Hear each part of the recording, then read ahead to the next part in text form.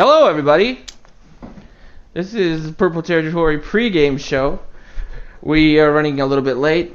I'll take the L on that one. Thanks to everyone that's tuning in.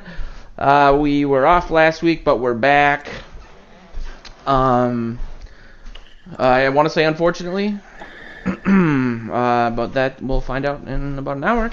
We're here to talk Vikings, Eagles. I am Joe Johnson. I own purplePTSD.com, VikingsTerritory.com. I also host a couple podcasts, Morning Joes with Joe Oberle and the Purple Journal podcast with Joe Oberle and Luke Braun. And I am here with Tyler. Hey, how's it going? Tyler's, full disclosure, at my house, so I can actually see and hear him, and I feel really uncomfortable about that. Yep. Little delay, very weird. I don't know if we're going to do this anymore. Yeah, instant regret is the hashtag. You want to tell people who you are, what you do? My name's Tyler Haig, and I am part of the Vikings Territory.com. I'm part of the Purple Territory Radio Network, which you are currently listening to. I do Hot Dish in the Fridge. Ooh. I don't know. That's about it. Bleeding Purple. Oh, yeah, Bleeding Purple. Thank you. Oh, sorry, Adam Patrick, wherever you are, if you're listening. I know. My co-host, Bleeding Purple Podcast.com. Check that out. It's, I didn't realize how popular Bleeding Purple was until the other night when I saw some of your stats. I'm a little bit intimidated in your presence, I'm not going to lie.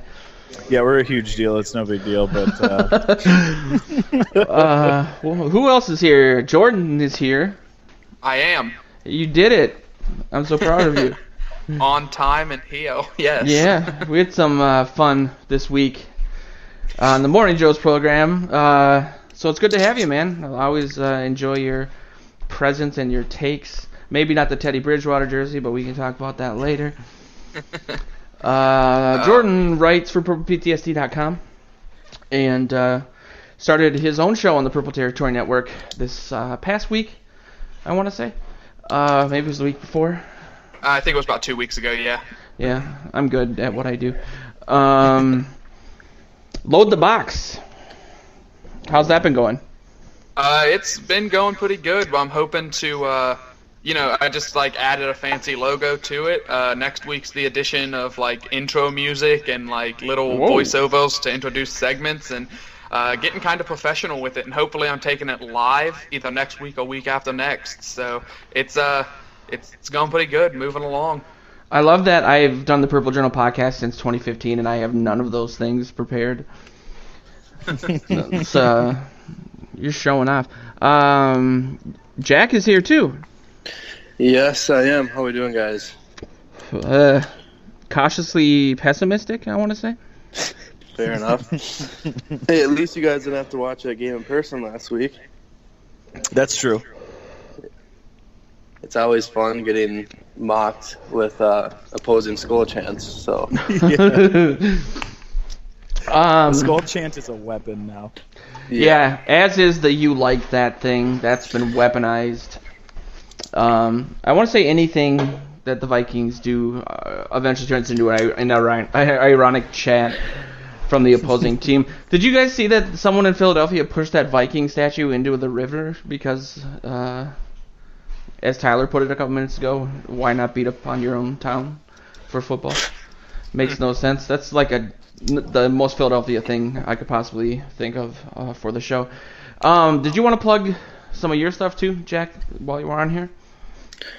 I just write for Purple PTSD as well. I haven't done my own show yet, but I'm looking to get something started. I have a journalism background, so that's why I'm here kind of, and I've also interned for the Vikings for about a year now, on and off. So what? That is so cool. What do you do for them if you're allowed to? So I started out, I was a public relations game day intern, and I worked with just the game day staff, and that was a lot of fun. And then I started working for the executive vice president of public affairs, kind of working on a project, kind of documenting the last 20 years of the Vikings franchise and his role he played on that, because I'm sure, as you guys know, it's been kind of a crazy 20 years, if you will. We got new ownership, new stadium. We had a Super Bowl here, new practice facility, and all that fun stuff. So and 20 years ago was '98, so that was the first year Red McCombs too. So that was a little crazy. Yep. And the Wilfs have clearly invested a lot in the team, both as like a franchise on the field, but they're real estate guys, so they're developing downtown Minneapolis. They put a lot of their own money into the stadium when they didn't really need to. I know there's some people that still are a little bitter about the stadium sales tax stuff. Mostly people that don't even live in Hennepin County, which kind of bothers me. But that kind of tied me into the first point that I didn't even put on the agenda, but I wanted your guys' take. This, since we were off last week, we didn't really get a chance to cover the Bills. We don't need to do that. It's old news, and I think I know what your guys' reactions are to that. But the Eagles game, or the Rams game, sorry, was... I put it as a must-win, kind of a clickbaity title. I more meant that the team had to show up and show some sort of fight. I felt like they did that on the offensive side of the ball. Clearly, the defensive side of the ball was a dumpster fire. And so I saw a lot of people talking about Zimmer's defense has been exposed. They've cracked the code. He can't fix it. It's been broken since the second half of the Saints game. I'm sure you guys heard that exact statement a million times in the last week or so. So I saw an article in the Pioneer Press from Charlie Walters talking about Zimmer being on the hot seat, and they'll replace him with DeFilippo at the end of the season if things continue to progress at what they are right now. So I wrote an article basically saying that Zimmer's seat is starting to warm just because I see that talk out there. I wasn't necessarily saying that for myself, even though I did say at the end that I do think maybe the team is going to fall apart, that Zimmer won't be able to fix it. But yeah, I just wanted you guys' take on that. If you guys feel with the Rams game being the most recent memory, starting with Tyler, like, what do you think about Zimmer being on the hot seat in regards to the defense being broken? What level of panic we should be at, all that good stuff? Well, I think that Zimmer is on the hot seat in a certain sense because of the defense's performance. That's his big thing. That's what he does, and they don't look good. And I think that is an issue for this team and an issue for him. But I'd also think that there's a lot of time. He had a great during his pressers said they started 2-2. Last year finished with 13 wins, started 5-0 the year before, finished 8-8. So there is time for them to fix this yet. But I think it's naive to think that he is totally safe based on the performance of the defense. Yeah, and I wanted to put out the main thing for me was like, and the reason I brought this up from what Jack said was, do you think an ownership that has invested this much money and kind of given the coach carte blanche to, maybe overdraft at the defense so that maybe like exponentially makes it worse since it's mainly his guys on the defense? So the question is, do you think that the Wilfs will say, okay, we went out and signed the biggest contract in NFL history at the time, and you guys went from 13-3 to 7-8-1. That's not good enough. Let's make a move. I think they would, but maybe Jack, you have some perspective on that, a different one. I don't fully. I'm not the type of guy that's gonna say Zimmer's on the hot seat. I think it's gonna, like you said, Tyler. We started 2-2 last year and finished with 13 wins. Then you start 5-0 the year before, and we all know how that ended. So, I don't necessarily think that he would be on the hot seat yet. I mean, if we keep letting teams put up 38 points a game on us, then yeah, there's something there. But everyone's like in the NFL, it's kind of Thursday night games. They're negative. Like, people don't want to play on Thursday night games. But I think it might have hit us right in the right time because we had a short week last week and our offense looked good and our defense looked bad. But we had the 10 days to go in and try to fix something. And if I'm going to put my trust in anybody to fix the defense, it's going to be Mike Zimmer. So I'm still pretty hopeful. We got a lot of season left, so I'm not ready to say that he's on the hot seat quite yet. What do you think, Jordan? So I was all, ticked off last week after that Los Angeles game, and I was writing like notes for Load the Box, and I was writing about how Zimmer was on the hot seat and how I could talk about that. And then after I had a few days to think about it, I changed my mind completely. Yeah. Well, early in the season, it's only been a month, so I think it's too early to say if he's on the hot seat. Now, if we win 6 games this season, yeah, he's going to lose his job.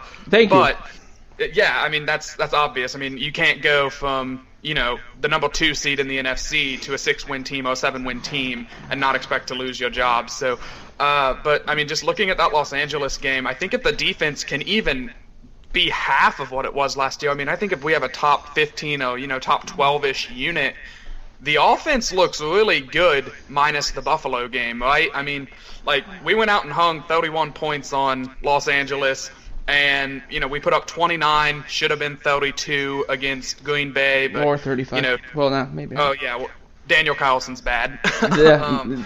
But, I mean, the offense has looked really good, and Cousins has showed up when we've asked him to show up, so I think the offense is kind of the focus of the team, and that's one of the reasons why I think Zim's seat could get hot fast, is because if you look at the weapons we have on offense, they're showing up week in and week out, except for Buffalo, and the defense has just looked not great all season, and that's Zim's claim to fame is the defense. The stat that a lot of people were rolling out was, this Vikings defense, if they hold the opposing team to under 21 points, the team has won every game but 1 out of 20.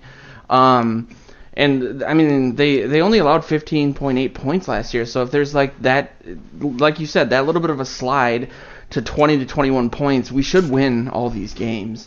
And I do want to reiterate, that was the seat getting warm is exactly it. That's my point. Not right now. You're not going to fire him, obviously, but if there's that regression to 500 or sub 500, you think they'd make a move, especially if the offense keeps ticking and then they think about DiFilippo leaving. But on the defensive side of the ball, we've all kind of touched on this. I'll kick it back to you, Jordan, first. What do you think is wrong with the defense? Why are they...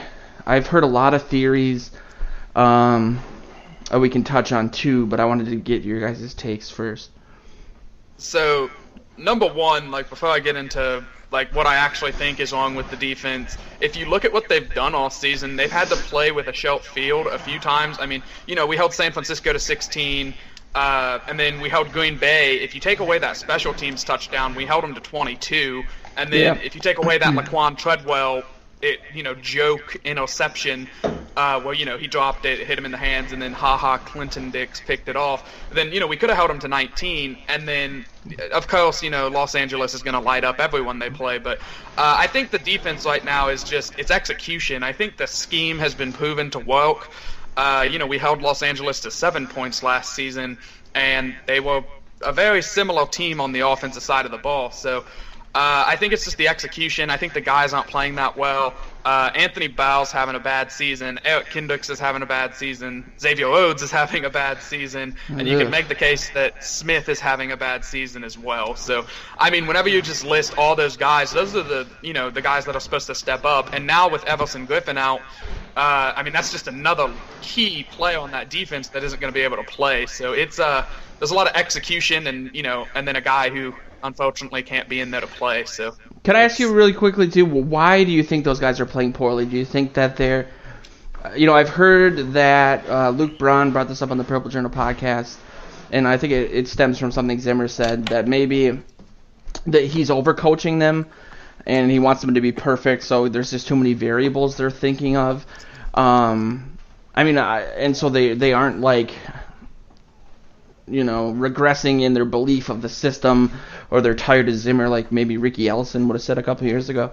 But it's interesting to have all pro guys and all pro level guys, namely in Kendricks and Harrison Smith, Xavier Rhodes too, that are playing. I mean, his Rhodes has had more catches on him in the first quarter of the season than he did all of last season. I'm pretty sure. You hear his name a lot more anyway.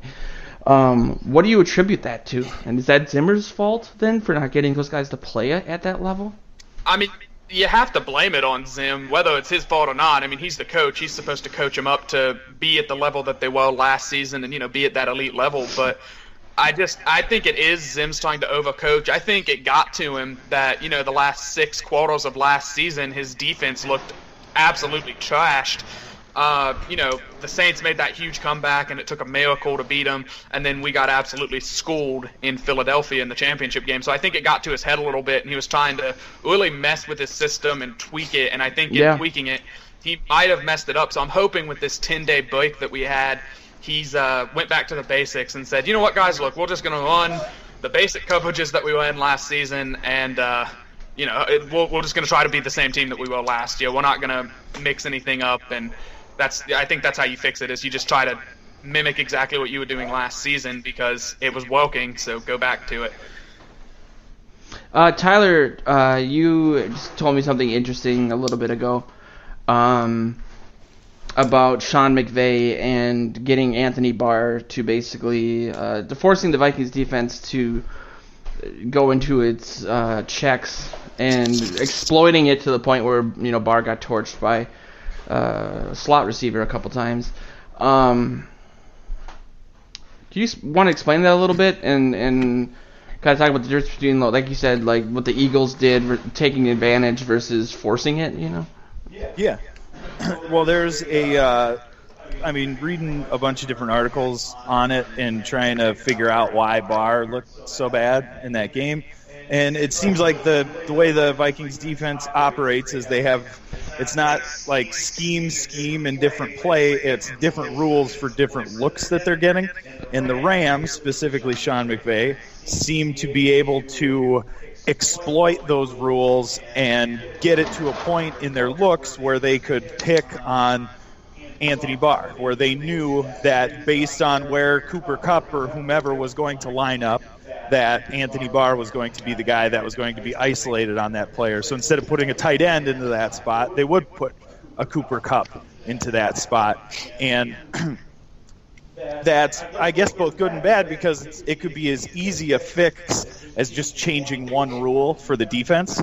But something that I think is getting overlooked in this, too, is the Vikings defense from last year had Terrence Newman, who knew exactly what was going on every play, and now you're looking at guys like Mackenzie Alexander, who doesn't have that equity. You're looking at a Mike Hughes who hasn't been there for it, and even though it's just one or two guys, if Waynes is out for a little bit, Hughes is in a different spot. Now you're operating with a very young secondary who don't necessarily know how to check out of those rules and those different looks. So I think that it's fixable, and I think that McVay is a stud and was able to see it more clearly than other teams were, but I think it's easily fixable from the coaching staff, and like Jordan said, they had 10 days to get ready for it, so I think they should be in good shape this week, hopefully. It is a little terrifying, the fact that Trey Waynes isn't playing tonight, though. Having said what you just said, having those young guys having to step up in this game, yikes. I also want to mention... I had a funny tangent, but I would go for it. So I was going to mention, you were talking about how, Anthony Barr would get... The Rams were mismatching him with guys like Cooper Kupp. And I actually talked about that on my podcast on Friday. And I was saying, all offseason, since we picked up Iloka, Zimmer was talking about running a 3-safety look. Why are we not running that 3-safety look yet? Yes. If you know that, Todd Gurley, Cooper Kupp, who was the guy who caught that touchdown, Robert Woods, if you know that they're going to mismatch Anthony Barr with them, why not have, Smith or Iloka cover them and take AB out of the game? Because he's a linebacker, he's just not as good at coverage as, a safety is. I mean, my mind was blown by the fact that we weren't putting Iloka in some spots to play some linebacker. Not adjusting to it later on. Why wasn't that seen at halftime and adjustment? I think that is frustrating. I see this guy at the gas station once a week, and the first thing he said when he saw me, he was, "Where's Iloka?" And I was like, "That's a good question." So I looked into it a little bit, and all I could find was George Edwards basically saying we're rotating him in. It's taking him some time to learn the defense. You'll see more of him this week, so I'm assuming he'll play more tonight or play at all tonight. But I thought that was interesting considering his familiarity with Zimmer, that it's taken him this long to contribute at all. I don't know. What do you think, Jack, about all that? So basically, right before you had Tyler talk, I was writing down I was going to talk about Sean McVay. I was going to kind of touch on that too. I think, like, obviously our defense, like, there's players underperforming, but you can't have like you said, Tyler, you can't have Barr line up on a wide receiver like that. That's not going to end well. Like, I don't see a scenario where that's going to be okay. Like, yep. And then I went back and kind of watched some of Barr's highlights from UCLA, and I don't remember really seeing anything where he was even dropping back into coverage. It was all Barr going after the quarterback and getting sacks. Yeah. So I don't know how we can rely that much on a guy to be out in space with, like, okay, the Gurley touchdown, that was a little bit – I was okay with that because that's his job, but it's just a mismatch when you're lined up in the slot against a receiver like Kupp or Woods. Yep.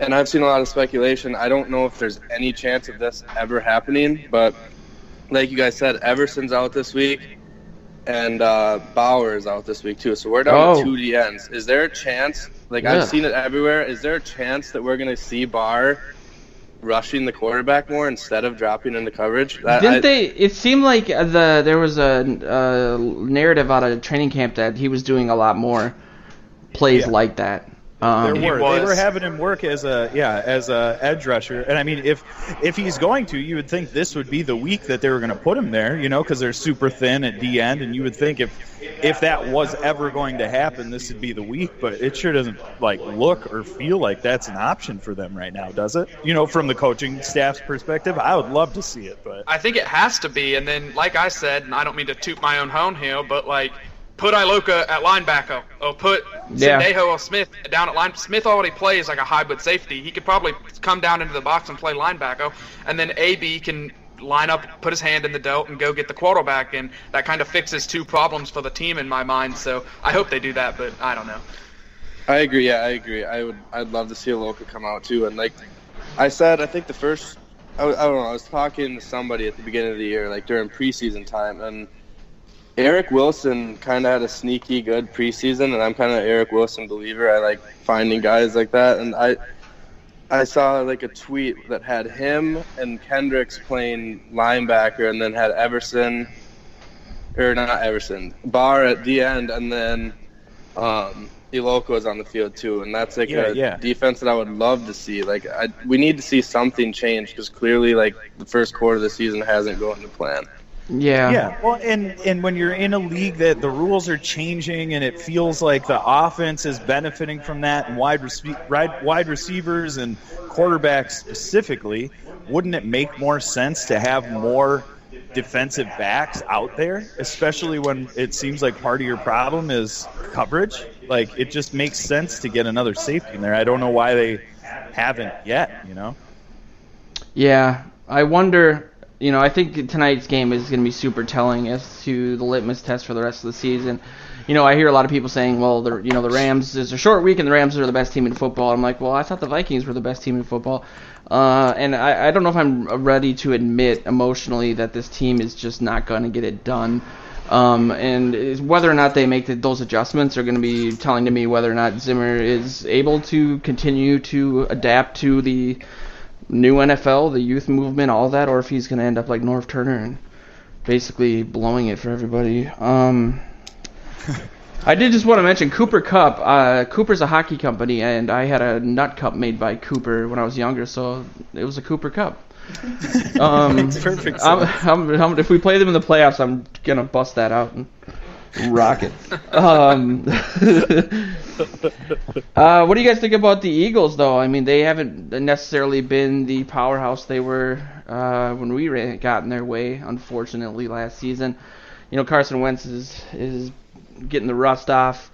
Are you guys afraid of this team? I'll start with you, Jack. What are your general thoughts going into this? I mean, how do you feel about it?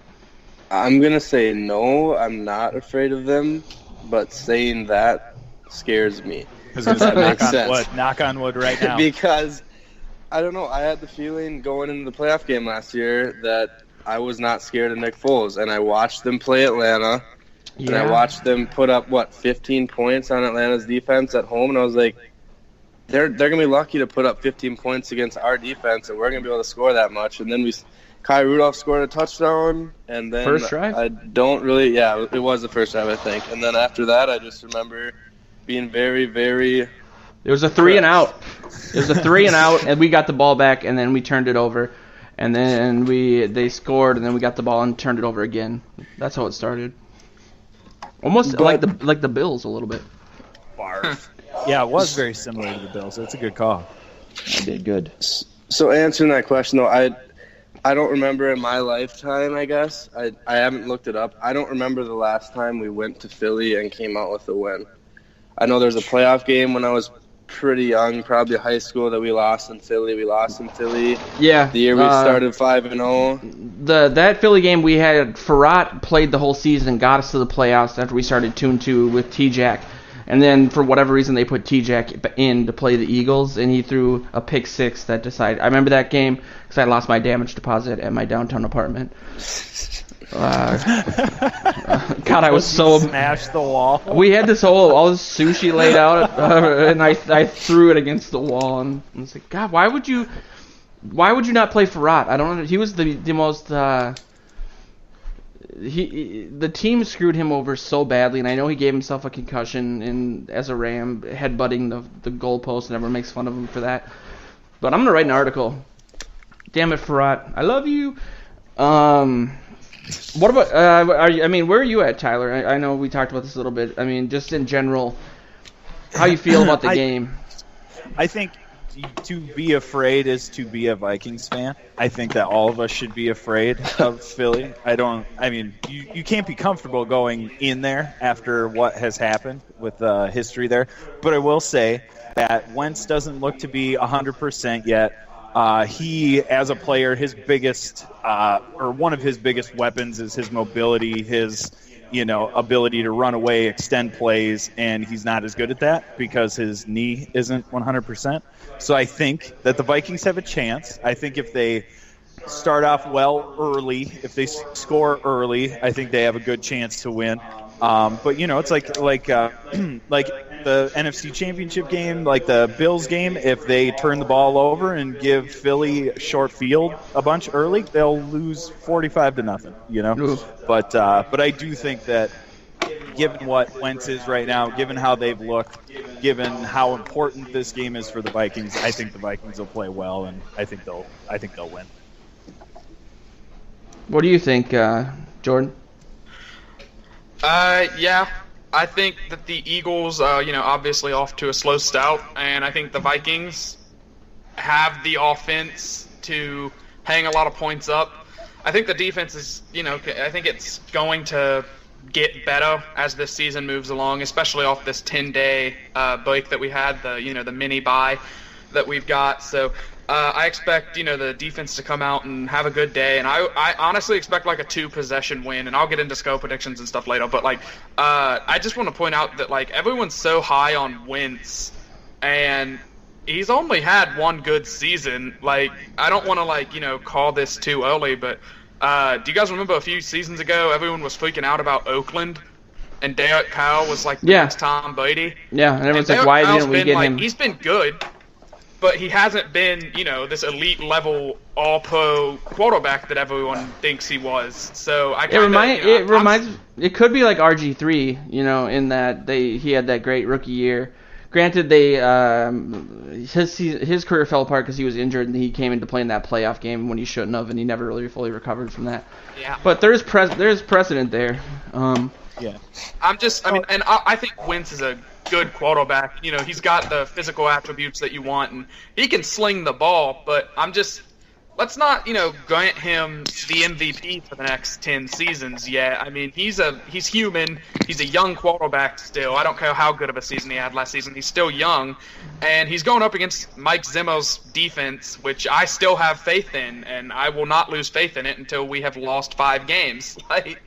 Yeah. Then you look at Jared Goff, though, who's, tethered to Carson Wentz for his entire career, just in terms of how that draft went.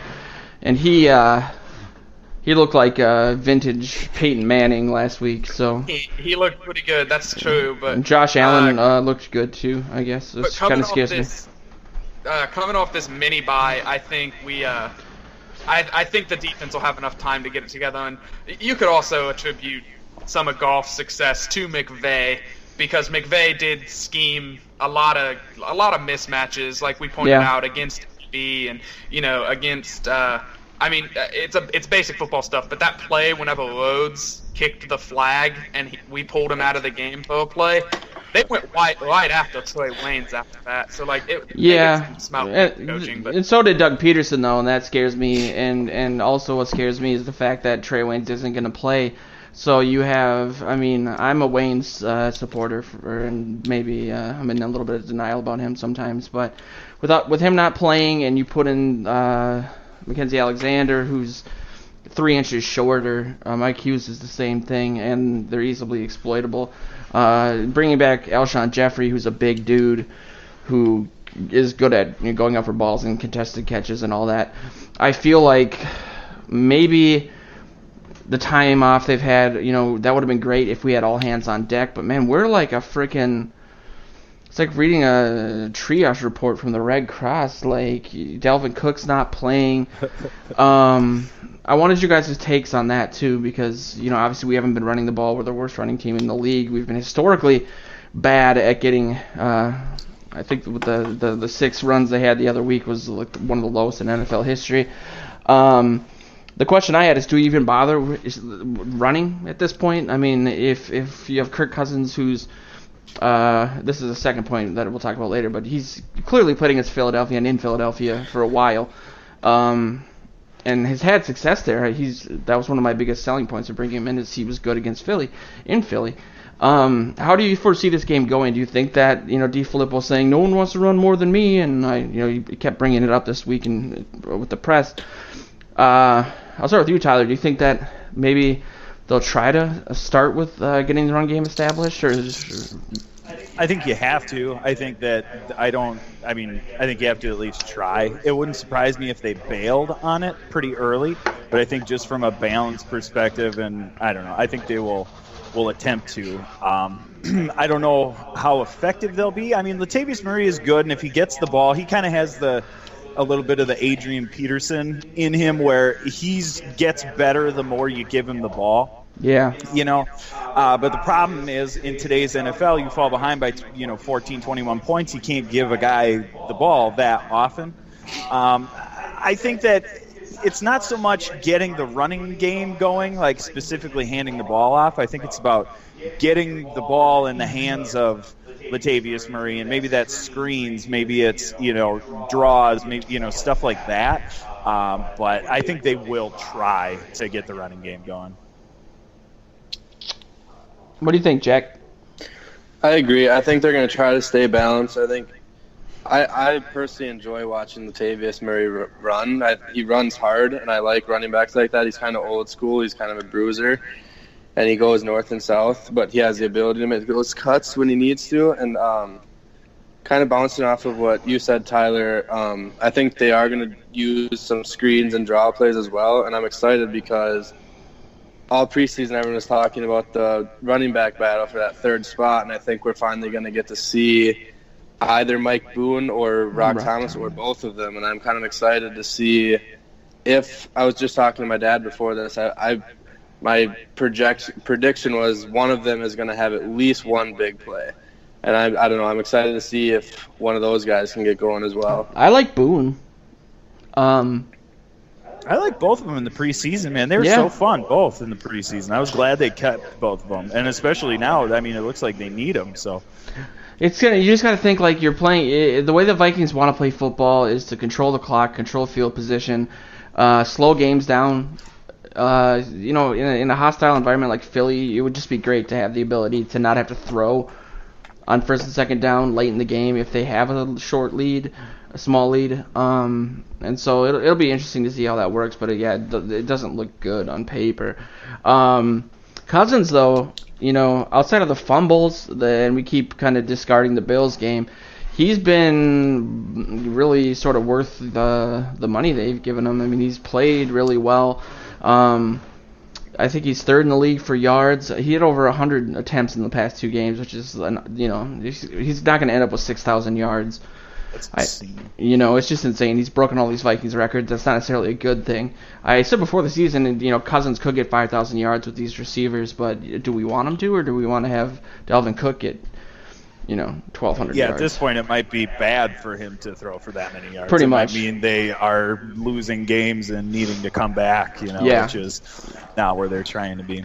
Or he got his stats in Buffalo. It was all garbage. But how do you guys see? I mean, what is your optimism, or how do you feel about Cousins going against the Eagles? You can throw Diggs and Thielen in there. Diggs has played great, but Thielen's like next level, the white Chris Carter at this point. It's been freaking amazing.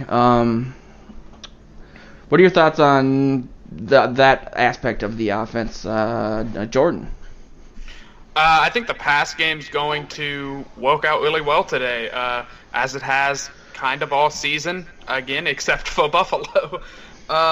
One stat that I think you forgot to mention about Cousins is I'm pretty sure he leads the team in rushing yards. Yeah, so that's true.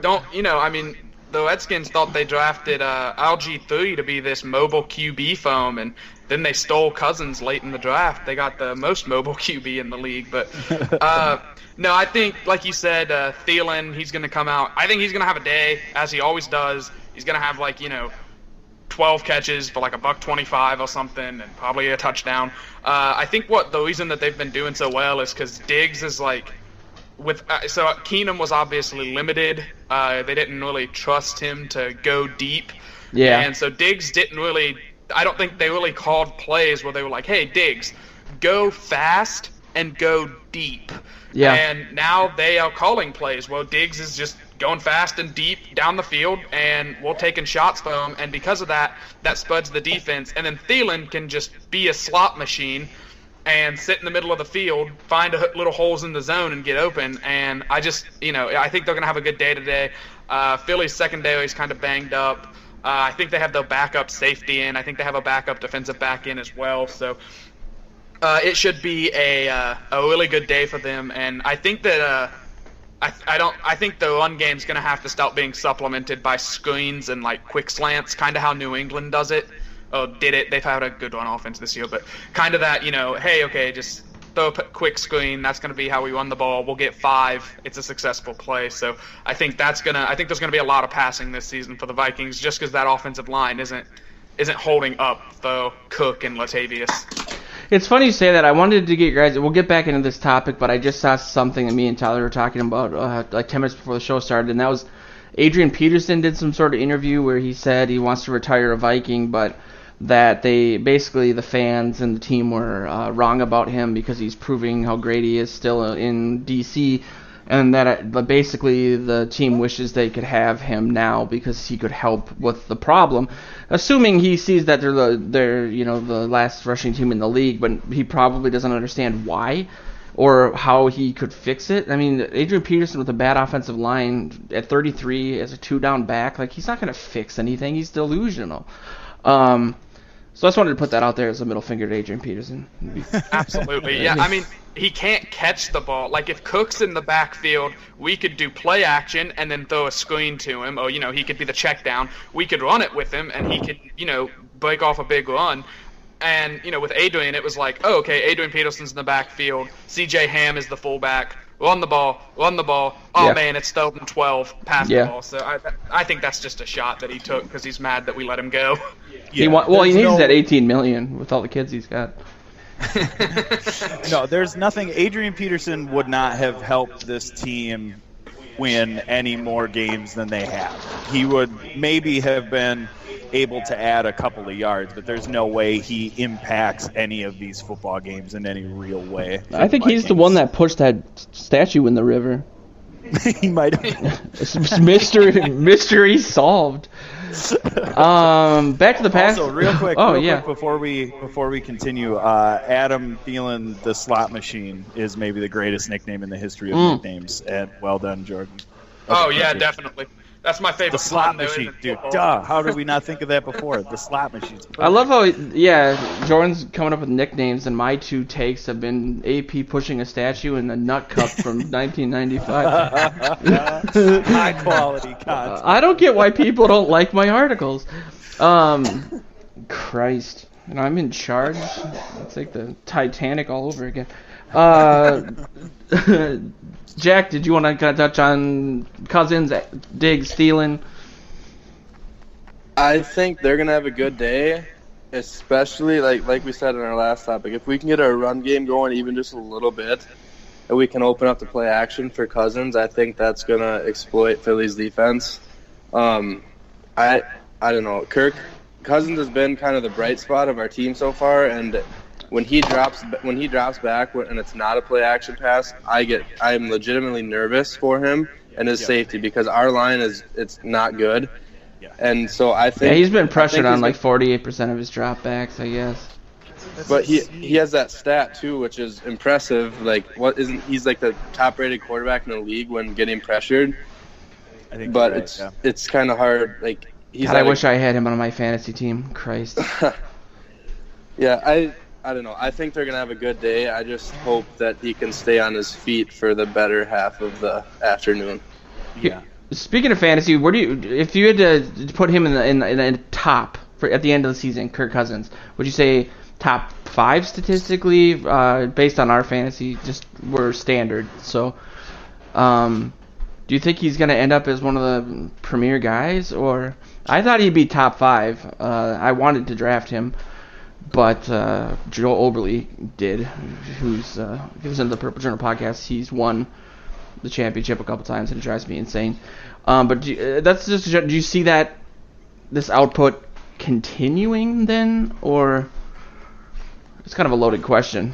Yeah, no, I think he can continue that kind of production, but I think we kind of hit it earlier. Is do we want that kind of production from? I think it's very possible he could throw for over 5,000 yards, but do we? I mean, is it possible that means they're losing a lot of games, and trying to come back? I mean, I think he's capable of it. I think we've seen enough from this offense to know that he works well with those wide receivers, and they're capable of gaining yards in large chunks. But I think if you don't have that kind of balance, and if you're not going to be able to, like we touched on earlier if you're not going to be able to use screens and quick passes and things like that, I mean, is that really what you want from this football team, and specifically him? I don't know if it is.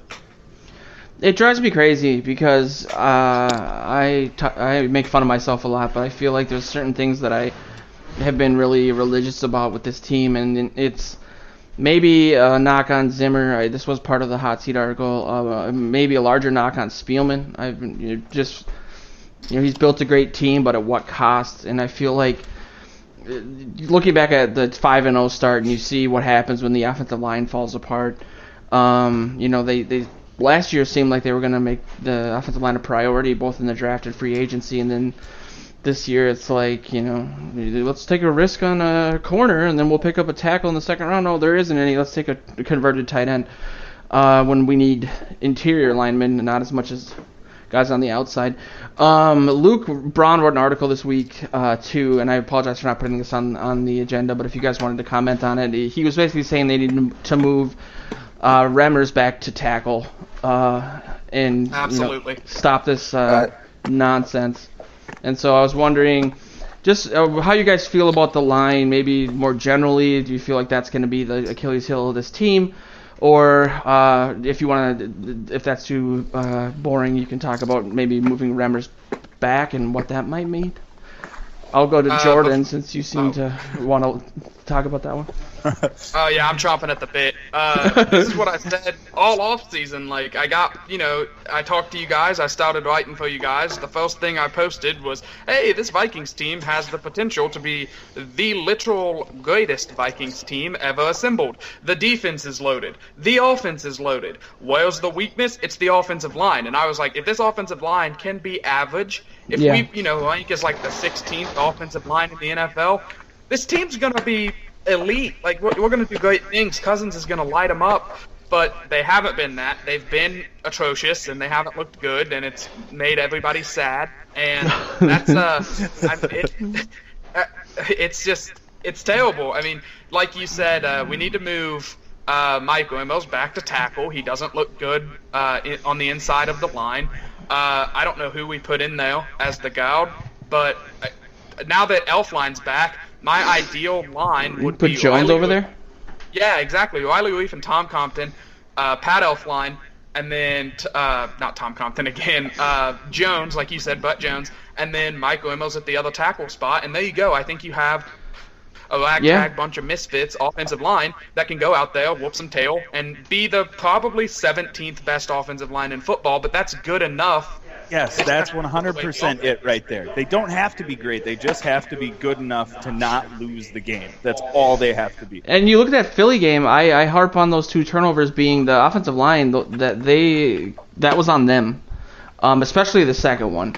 I forget who was playing tackle at the time because they made that switch because Easton got hurt, and they basically put a bunch of guys in positions they hadn't played all season and said, well, we got a bye week, we can make it work, and it kind of, I think, was the reason for the Philly disaster. A main reason, anyway. Yeah, I would be all for that. You made that trade for Jones, so you got to use him, you would think, more than just a stopgap for Elfline. And Elfline did play guard at Ohio State, too, but he's a top 3 guy when he's in there, so you want to either do that or tell Berger, what do you want, man?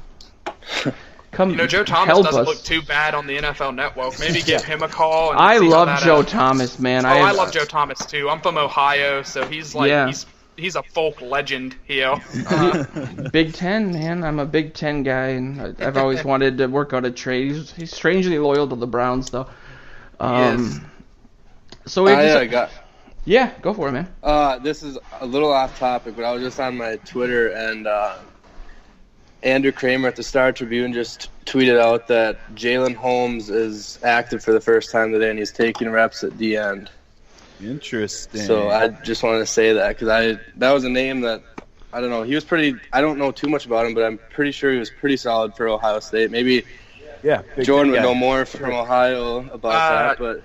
I followed Jalen Holmes a little bit, and his big issue is just that he was a good player on a great defensive line, so he didn't get all of the reps that he probably should have.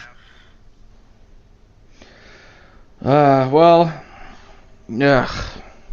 Do you guys I agree, 100%. I'm gonna put that on the sound bar. That's just that'll be my take for everything. I'm cutting and pasting that. I don't even need to be here anymore. Just keep hitting that every 10 minutes. And you guys think Everson Griffin's done for the year? Yeah, probably. I mean, I don't know how you can. I mean, there's a lot of season left, but you can't rush it. You give him as much time, and it just feels cleaner to have him sit the season out, get his mind right, come back rejuvenated next year. I'm a fan of like WWE wrestling, so I like to watch these storylines. Do you guys remember in like 2012, Ray Lewis was supposed to be done for the year, and then he came back and pushed their defense to the Super Bowl? That's what's going to happen. That's Griffin this season, man. He's coming back like week 16 or 17. He's coming back week 17 in Minnesota, against Chicago, for the division. We're going to sack Trubisky like 12 times, and we're going to win the Super Bowl. There it is. There's the hot take, fellas. I'm sorry. I think Mason Crosby has missed 5 field goals today. Yeah, Are you kidding me? Just missed another one. He missed an extra point, too. The tweet after the tweet that I just read from Kramer was a Packer fan that I know saying, "You up" at Daniel Carlson. Eggplant emoji.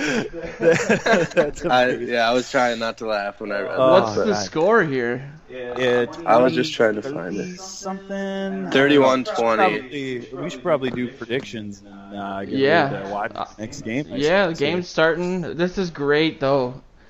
It's poetic justice for all the Daniel Carlson jokes from these Packers fans. Regardless of what happens in about 10 minutes, I am very happy right now.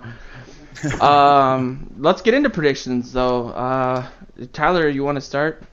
I will. I'm thinking the Vikings are going to win. I think they are going to score 28 points. I think the Eagles are going to score 21 points.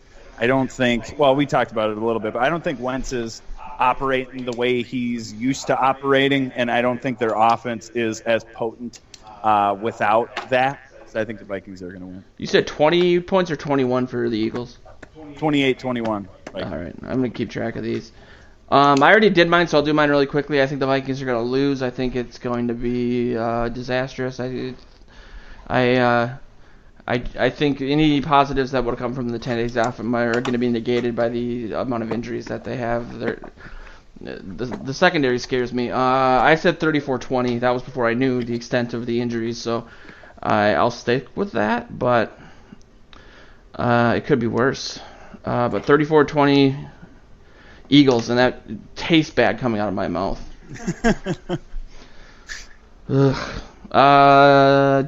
Jack or Jordan?